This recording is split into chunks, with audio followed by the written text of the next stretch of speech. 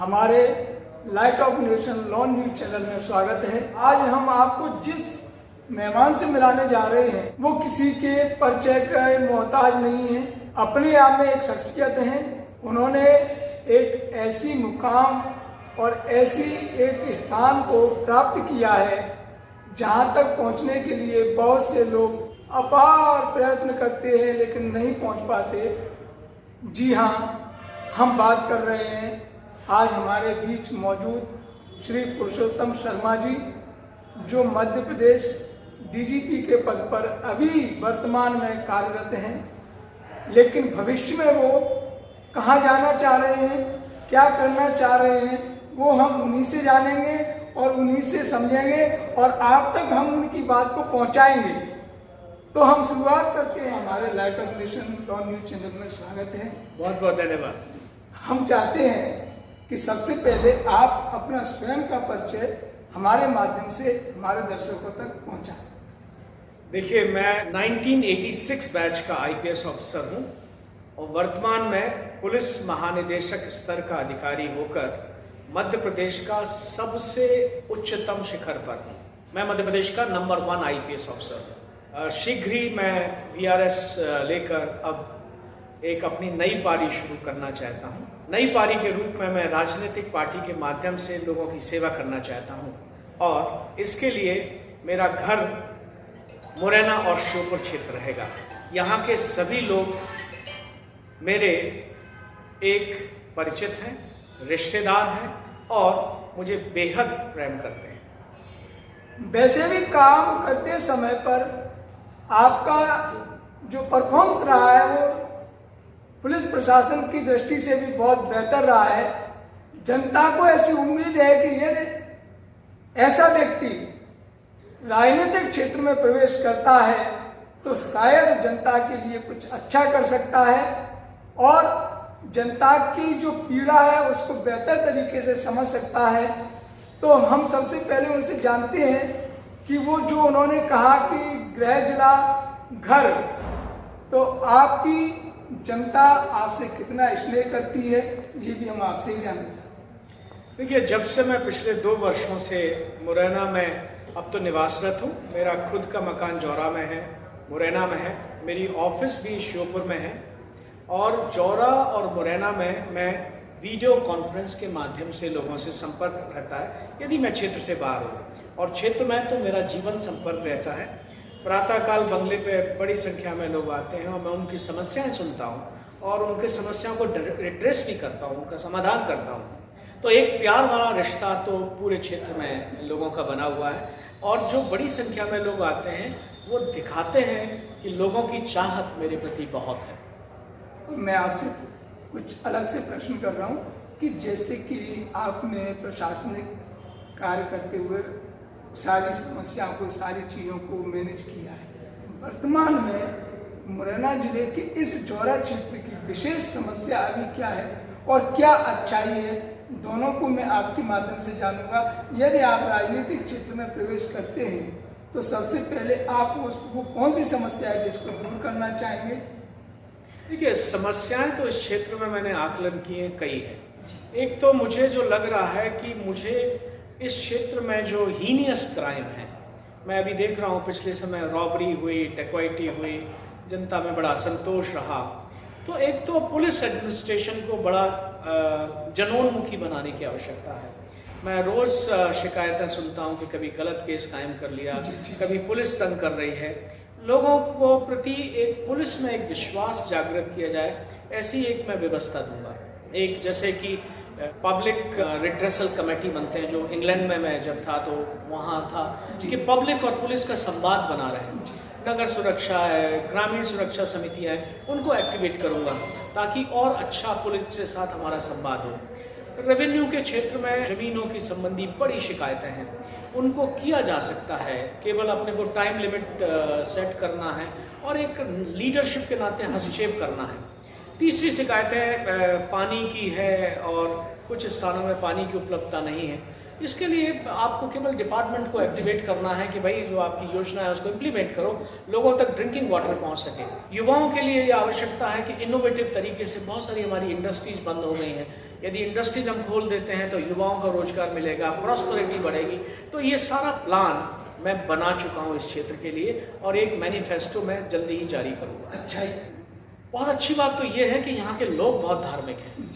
मैं बड़े मुक्त कंठ से कहता हूँ कि मैंने इतनी श्रीमद् भागवत कथाएं कहीं नहीं देखी हैं जो इस क्षेत्र में होती हैं। हर गांव में प्रतिवर्ष 2-2, 4-4, 5-5 कथाएं होती हैं और लोग बड़े अच्छे उल्लास के साथ उसको सेलिब्रेट करते हैं, भंडारा करते हैं। आसपास की बड़ी संख्या में लोग आते हैं और वो जो खुशी मैं देखता हूँ लोगों को जब मिलते हैं, तो ऐसा मुझे लगता है कि इससे बड़ा रिलीजियस स्थान कोई नहीं। आप किस पार्टी से टिकट लेकर चुनाव लड़ना चाहेंगे? देखिए, मेरी विचारधारा तो मैं मुक्त कंठ से प्रशंसक रहा हूँ यशस्वी प्रधानमंत्री श्री नरेंद्र मोदी जी का।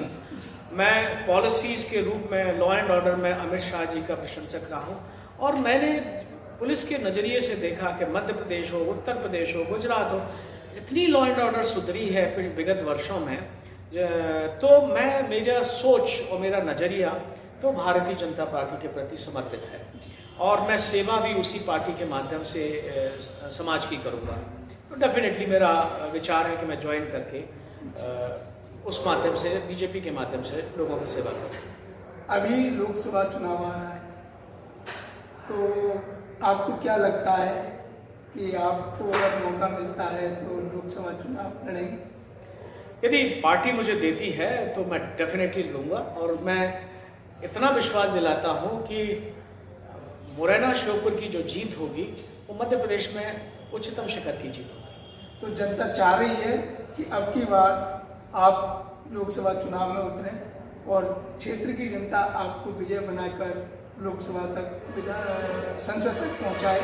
तो आपको इसके लिए अभी आपने क्या प्रयास किया, क्या अभी टिकट की संभावना कितनी बनी? देखिए, मैं एक बात बताऊं, मैं जहाँ जहाँ जाता हूँ लोग मुझे एक नए चेहरे के रूप में तो देखते हैं जी, साथ में उस प्यार भरी दृष्टि से देखते हैं कि इतना योग्य व्यक्ति, इतना मिलनसार व्यक्ति और इतना लोगों के लिए समर्पित भाव से व्यक्ति, वो लोगों को दिल में बसी हुई है और इस कारण वो मुझे अत्यधिक अपना रिस्पांस दिखाते हैं। जहाँ तक टिकट का सवाल है, टिकट का आकलन तो पार्टी करेगी और यदि मुझसे अधिक कोई श्रेष्ठ मिलता है और दिया जाता है तो मैं सर्वस्व स्वीकार करूंगा। मैं पार्टी के किसी भी निर्णय के खिलाफ नहीं जाऊंगा। सर, अभी आपने एक बात कही थी कि मैं जनता के प्रति समर्पित भाव से करना चाहता हूँ, तो आप वो समर्पित भाव आपका क्या है?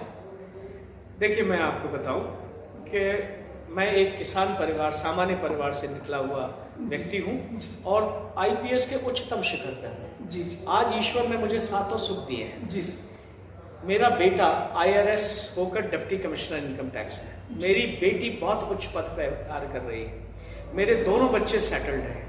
अब मुझे केवल एक ही कामना है कि जितने लोग मेरे तक आए उनके चेहरे पे मैं खुशी दे सकूं और वो खुशी ही मेरे को सुख देगी। तो मैं, चूंकि सभी सुख मुझे मिल चुके हैं, अब केवल जनता के लिए समर्पित भाव से पूरे समय काम करना चाहता हूँ, क्योंकि मुझे कोई आकांक्षा नहीं है, न मुझे धन की आकांक्षा है, न मुझे कुछ, केवल लोगों की सेवा की आकांक्षा है। इसीलिए मैं कह रहा हूँ कि मैं एक रोल मॉडल बन के प्रदेश और देश में उभरूंगा। तुलसीदास जी ने भी कहा है कि पर हित सरस धर्म नहीं भाई, पर पीड़ा सम नहीं अधमाई।